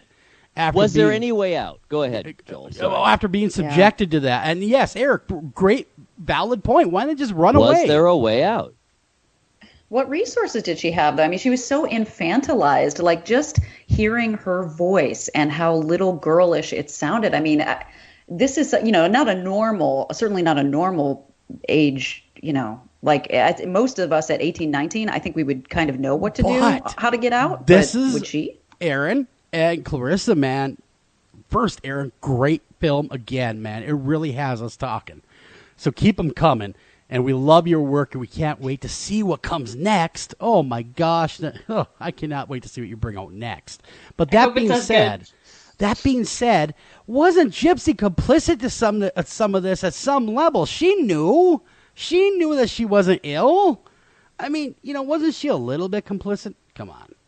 So, yeah. I mean, I totally understand your perspective, but we have to rewind it and think about this and say, not a single one amongst us, even I hope not, even your viewer or listenership, we don't know what it's like from infancy to be watched, to be looked at, to be told that you need to be in a wheelchair. She tried to run away. She was physically and emotionally abused after that. Yeah, try to walk away. Try to tell people what's happened to you. And, you could be murdered. So I think that it is really important that we don't sit in judgment and sort of, say that she's guilty, she could have run away. I really don't believe that. Yeah. I think that, she tried to run away. She couldn't do it. Her mom had her rights taken away from her and assigned to herself. I mean, this was insane. I would think agree. Go ahead, Joe. No, you go ahead. Absolutely. No, I bet you. I'm just in awe right now. I really am, Erin, and you got me. And that doesn't happen often. And really, really, really thought-provoking stuff. The next step, I mean, looking at Munchausen's and the trajectory, I mean, I think that Gypsy had reached the age of physical, certainly, maturity, and she was starting to act out mentally and emotionally too. I mean, my best guess is that Gypsy dying was the logical next step, and plus they have to keep ramping up the disorders. They have to keep getting more more and more serious as the child ages to get more and more sympathy. So true. For Gypsy to fear death, I think is a very realistic. Well, okay, now we fast forward a little bit, and we go to Gypsy as a young adult, and she meets a boy. Am I correct? Yes, she meets a boy online on a Christian dating site. Okay. ChristianDatingForFree.com. Wow. I didn't even know it existed. Me either. I thought you had to pay to be a Christian. Yeah, dating. I would have thought for sure that would. I thought for sure you'd have to pay for that. So she meets who would have killed him, or her rather, that did kill Dee Dee. Nicholas. Go to John. There it is. Go to John. And now he had his own bag of issues, so they say. His own bag of issues. Yes, Yes, I think I that like is that. the exact right way of putting that. Good job, Joel. His own bag of Wow. crazy is what I wanted to say, but I wanted to be Way to kind go. of sympathetic, you know. And that No, bag. there's no way. Like his parent, I think it was his parents that came in and said that he was Asperger's. That was sort of their explanation. But then the more we got to see of this person, there's no way that was the only issue. There's just no Right. way. That Yeah. is not consistent with Asperger's. And we don't ever, I mean, we were very, the editor, Andrew Kaufman, and I thought about, is us putting in that that's what his parents thought he suffered from? That's the reason. Are we saying that this is why he did it? No, it's not. Nicholas Godejohn is a severely mentally ill young man who, basically made it through high school, but could not work. He spent all day online. He could not hold a job. You see in the police interrogation tapes, which had never sort of been seen before, by anyone in the public, he is a young man in nature. He stopped growing at a certain point. I know that this is a really strange thing to say, but he is a victim in his own way. Like, had he met somebody else on that site, I don't know if he would have murdered anyone.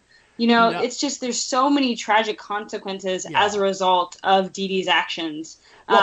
He's in prison and is likely to remain in prison for the majority of his life. His trial will be coming up soon. I hope he does not get life. Gypsy certainly did not. Yeah, No, he we'll get to definitely that. has some violent ideation, though. And vampirism at one point. I'm sorry, I'm a violence risk person. That's all I do for a living. His violence risk evaluation would not have gone well. I can say that. Right. With a fair amount of certainty just based on what I saw. So I do think that meeting Gypsy was kind of a terrible thing to happen. But do I think he never would have committed violence? I don't know about that. I only say that because of some of the very violent stuff he seemed to be drawn to just naturally. I mean, BDSM isn't supposed to be thought of as violent, but I think he probably did. And then talking about the rape fantasies about Dee Dee, that's a little bit concerning. That was really twisted. That part of it to me, and then of course he talked about being a vampire at one point. Which here's your bag of issues again. That's one of them out of that treat bag. And then of course the Munchausen, or not the Munchausen's, but the Asperger's. He really was again. In some ways, I think you guys brought it up perfectly. Another victim of Dee Dee Blanchard at the end. Yeah. Because had that not been happening, she never would have been on that website hooking up with someone with his own issues. But then she was now, according to what he was saying at some points, most points, that he wouldn't have killed Dee Dee had it not been for Gypsy telling him to do so. Well, he wouldn't have known her, I would think. Yeah, but even when they said, would you have killed her if Gypsy wouldn't have told you to, he says, probably not. Clearly, he did it for her. I don't know. I know we don't want to give away too much. I mean, this is a true crime. The results are out there in the real world, so I guess we've kind of given away the fact that yes, she was murdered, and yes, Gypsy was involved, and all of that. There's so much more. Yeah, there's tons more, more. Exactly. There's a very interesting McDonald's moment that we're not going to mention yet. I love a good McDonald's moment because it's just a true crime story about McDonald's. But yes, we will not talk about your McDonald's moment. Well, and if you can't, imagining, that's the thing about Gypsy to me that is so fascinating is that if you have not seen somebody that has been made sick or been made to feel that they were sick, like you think of a normal, even not normal, 20-something-year-old, early 20-something-year-old and what they behave like. Gypsy is nothing like that. I mean, you really do have to see it. No, what I saw was someone that was smart like a fox. But also infantile. I mean, just young, emotionally. Yeah. You're right. She's incredibly, I think, probably incredibly manipulative because she was raised by someone incredibly manipulative and at the same time has the emotional IQ of somebody that is so much younger. Well, Erin, what was your knee-jerk reaction to meeting Gypsy? I mean, did you have that feeling? I mean, what was your feeling of her? Yeah, I think, I will be honest, I was really nervous before I met her. Just, when you're interviewing somebody in prison, when you're making a film for HBO, all of these things, 100 things need to go right in order for the interview to look beautiful, to sound great, but also for you to get that raw emotion. So I was focusing on that, and then she comes in this little girl voice, and she says, "Hi, Miss Erin," and she has handcuffs on. Yeah. And I just was like, wow, this is a insane job that I picked for myself. Which gypsy am I going to meet today? And, I agree with you guys. She is IQ level, very smart. But she just has this thing where she acts like a little girl. She wants to figure out what you want from her. Every single person kind of met a different Gypsy Rose. I don't think she knows that she's being dishonest or manipulative. I think it's ingrained in her personality. And, I think it's really important that she keep in close contact with her dad and her stepmom to realize that there are people that don't need anything from her, that don't want anything from her. They just want to, exist and sort of be there. So my first impression was very childlike, but very smart, but was so brutally honest with me about what happened that night. And so I thought that was really, really impressive. Quick question for you. How did they get away with second-degree murder? Plea bargain. No, but seriously. Sorry. It was lead pop. I think it's the plea bargain. Yeah. It's the abuse. But they had such a long record of them talking about the murder beforehand.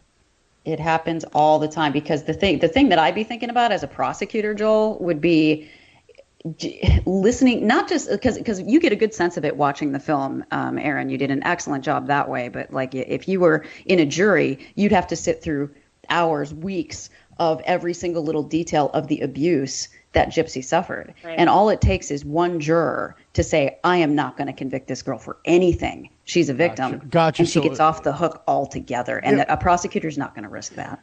Now that makes more sense to me, because they don't want to risk an acquittal or a hung jury. They don't want to, bring everything out there and get sympathy from that jury. Gotcha. That makes perfect sense to me now. I thought for sure the prosecutor would have been like, yeah, I want to see a needle in her arm. For this. I mean, because generally speaking, that would be what, under normal circumstances, that's what most of us would be facing with that volume of evidence suggesting premeditation. Her age, her personality, and the abuse would all mitigate against that. All mitigating. If she came in there with that voice and the pictures, just the assembled pictures and video that are in the film, that I think would push an awful lot of buttons. Hey, we're down to the final. I can't believe it. 13 minutes. I'd love to talk a little bit about the Cannibal Cop film, because that's another bizarre case that we've talked about. It has really important societal ramifications, as you conveyed so well.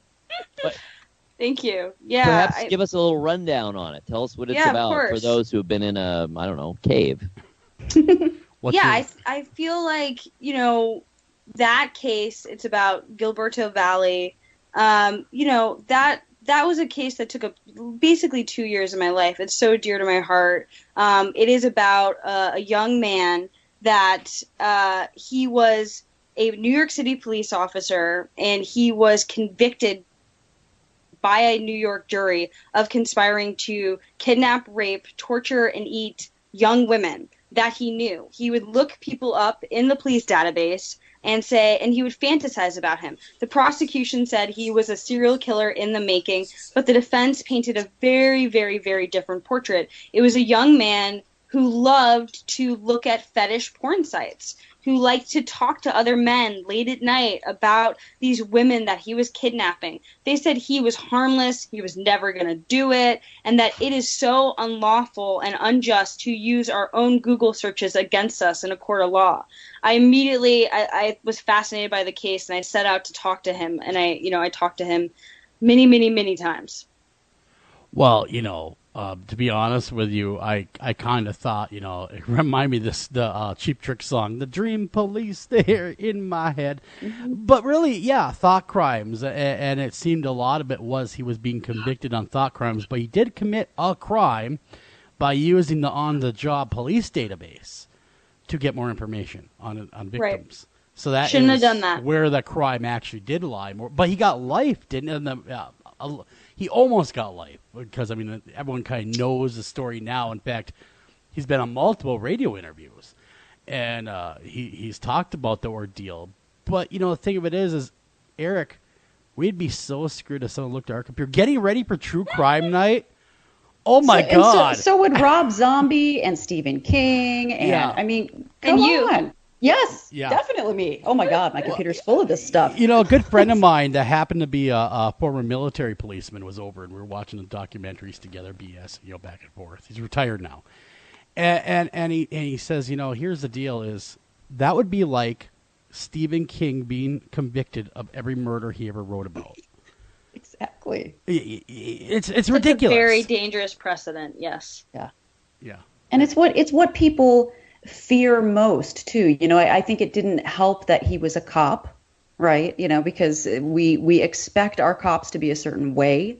They're supposed to be infallible. They're not supposed to have any of these urges or thoughts, and you want all that sort of kept private. There were just a lot of things going against him that were incredibly unfair, but I'm pretty sure that must have played a part in it, in people's fear. And it's just that we, as a society, could not understand why somebody would have these thoughts. And I really wanted the film to be sex positive. I never had anyone say that it's wrong and it's terrible to have these thoughts. We can't control what our sexual proclivities are. Gil Valley couldn't control that. Did he feed into it? Did he make it worse? Some might argue yes. But, I just don't think it's a crime to have those thoughts. Yeah, I agree. It's not a crime to express them either. Yeah, write them down. Talk to people about these fantasies. No matter whether you, I, or anyone else either agrees or disagrees, it's kind of his right in a lot of ways to write this down. Wouldn't First Amendment kick in? A jury convicted him, That's what I'm and saying. People said he should rot. When I got to the film, he was awaiting sentencing. Everybody said that guy's scum. Don't make a movie about him. Why would you spend time? It's just like, before the judge overturned his conviction, he was deeply unpopular. Yeah. Yeah. What did you find? Did you find him to be a normal, functioning, nice human being? I think he's a normal human being. Yeah, I think he did not like the movie. We got into feelings about it. He thought it was unfair. He said a lot of really uncomfortable, somewhat sort of scary things to me after the fact. Oh, man. And I said, I do feel that he was delusional in what he expected. But I feel like I could have done a better job, being straight with him as the film progressed. When I got to the case, I really thought he was being railroaded. And then, due to some interacting with him day after day after day, I did see that he had boundary issues. Gotcha. But I did not believe he belonged in jail, and the film always said that. Yeah, well, we covered that. Eric and I think we covered that some years ago, didn't we? When that story broke, and we both said, "Wow." we did. Clarissa, were you involved with that? We talked about that. Other than recently. Other than recently, I haven't covered it on my website or anything. But it's something that I've talked a lot about just because I started my career with actual sex offenders. So, it's the role of sort of fantasy and the boundaries and, expressing oneself is a very popular topic in sex offender groups. And I think that, expressing yourself is not wrong, but occasionally playing into fantasies that do cross societal lines or mores can become a problem. And it usually does mean that there are perhaps some boundary issues. So now he had a wife and kid, though, right? He had from the outside looking in, a normal life. Yeah, I think it just shows us we don't know what's lurking behind the computer screens of men and women that we know. I think he got married young. I think he had a hard time discussing what turned him on. That's totally normal. He was a religious guy. I always have felt sad he couldn't talk to anybody about, the thoughts of tying people up, that's what he sort of liked, and that it sort of escalated there, because instead of talking to someone and really thinking about this, he turned to the internet, and, that has a way of adding gasoline to the fire. Yeah. Yeah. Well, if my wife ever told me, hey, tie me up, do whatever you want, I'd still go fishing.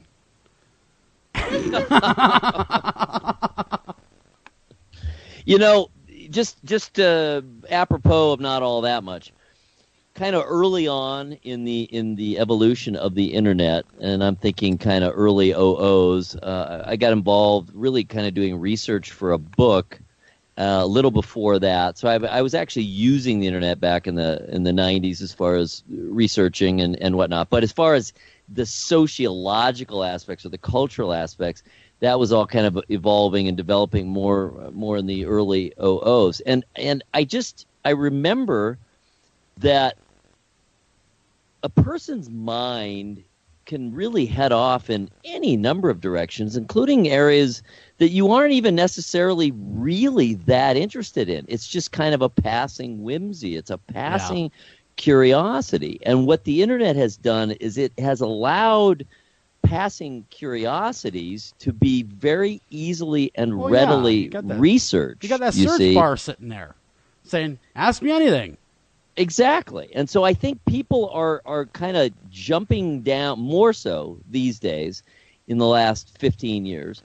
I think people are pursuing at least the concept more vigorously or more deeply of some of these, what we might call, deviant behaviors or thoughts. Not behaviors, thoughts. More vigorously than they might have in the past. In the past, they may have just said, oh, well, that was weird. Why did I have that thought? That's kind of a strange thing. Whereas now, it's so easy to pursue. So, does any of that make sense to you, Erin? Do you see that tendency out there? Is that possible? I do. I think it's possible. I think that we live in an age where this sort of curiosity there can be like a seed and it can grow. I think it's sort of we're in a new age figuring that out, and unfortunately, crimes are taking place because of it. Yeah. Yeah, I agree with you. And so, you can, in a sense, see some of the fright, some of the fear that came from this case.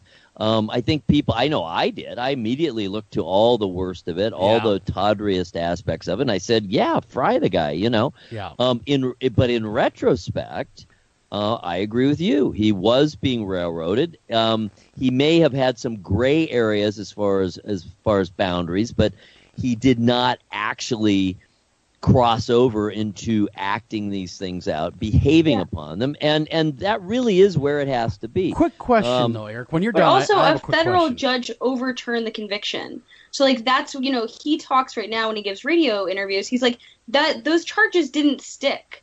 I am exonerated from all the crimes that I've been accused of. Were any of the I'm sorry about that, Erin. Were any of the conspirators brought up on charges? The one in Pakistan, the one in England, were they given the same treatment he was?